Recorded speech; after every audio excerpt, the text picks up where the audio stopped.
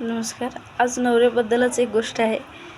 जर आपण सासरी गेलो ना, लग्न झाल्यानंतर आपण काही बोलणार नाही.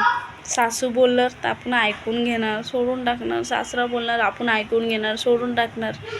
बाया बोलणार, ऐकून घेणार, सोडून, म्हणजे लोक किती पण काही बोलले तरी आपण ऐकून घेणार, सोडून टाकणार. कशाबद्दल? की आपला नवरा हाय सपोर्टबद्दल. जर आपलाच नवरा आपल्या सासू सासऱ्या आणि भायांच्या समोर असं बोललं की तू किती चांगली आहे, तर किती मनाला लागतं ना. तुम्ही पण विचार करून बघा ना, किती मनाला लागतं. तर हेच माझ्यासोबत आज झालेलं आहे आणि मला आज खूप वाईट वाटतं. मी आज सकाळपासून टेन्शनमध्ये आहे की मी असं काय केलं आहे, मी असं काय केलं आहे की मी चांगली नाही आहे. ते बोलतात की तू घरी राहते,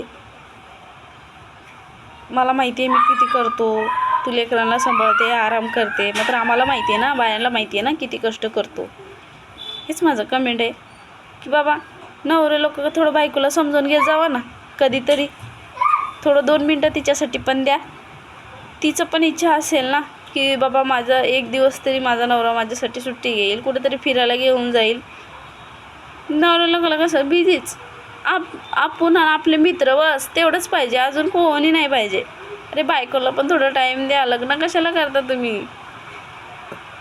हेच माझं इच्छा आहे की सर्वांना भाऊ बहिणींना थोडंसं आपल्या बायकोला पण टाईम द्या आणि बहिणीला पण हे करते की आपल्या नवऱ्याला पण टाईम द्या. थँक्यू.